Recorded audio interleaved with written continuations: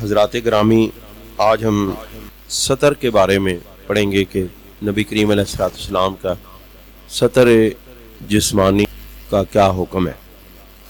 یہ حضرت امام اعظم ابو حنیفہ رحمۃ اللہ علیہ نے ابو حنیفہ عن حماد عن ابراہیم، امام اعظم ابو حنیفہ نے حضرت حماد سے اور انہوں نے حضرت ابراہیم سے یہ سنا کہ قال عبداللہ ابن مسعود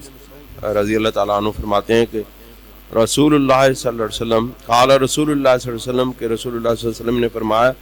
ما بین السرۃ والرکبۃ عورۃ، کہ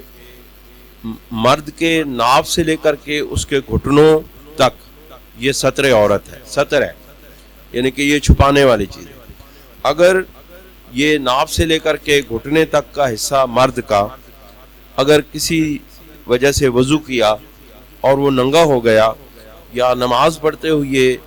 یہ حصہ ننگا ہو گیا تو وضو بھی ٹوٹ گیا، اور وضو جب ٹوٹ گیا تو پھر نماز بھی ٹوٹ گئی۔ عورت کا پورا جسم سطر ہے سوائے 3 اعضاء کے، یعنی چہرہ، ہاتھ اور پاؤں۔ ان کو وہ یعنی کہ اس کا پردہ نہیں ہے، باقی پورے جسم کا پردہ ہے۔ مرد کا ناف سے لے کر کے گھٹنے تک، اگر ایک شخص نے وضو کیا اور وضو کرنے کے بعد اس نے کوئی ایسا لباس پہنا ہو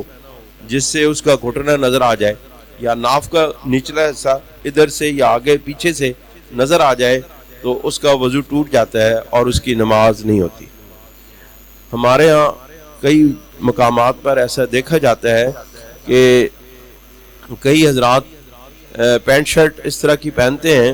کہ جس وقت وہ سجدے میں جاتے ہیں تو ان کے یہ جو ناف کے نچلے کا بیک سائڈ کا حصہ ہے، یہ بھی ناف کے نیچے کا حصہ یہ نظر آ جاتا ہے، اور جب وہ نظر آ جاتا ہے تو سطر عورت قائم نہیں رہتی، سطر نہیں رہتی، اور سطر نہیں رہی تو وضو ٹوٹ گیا، اور وضو ٹوٹ گیا تو نماز ختم ہو گئی۔ اس طرح ہمیں بہت خیال رکھنا چاہیے ان چیزوں کا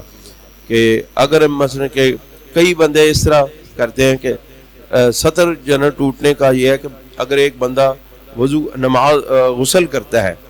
اور غسل میں وہ کپڑے اتار کے اور پھر پہن لیتا ہے تو کئی لوگ کہتے ہیں کہ نہیں اس طرح غسل ابھی وضو نہیں ہو رہا اور وضو ٹوٹ گیا۔ یہ لوگوں کی غلط فہمی ہے۔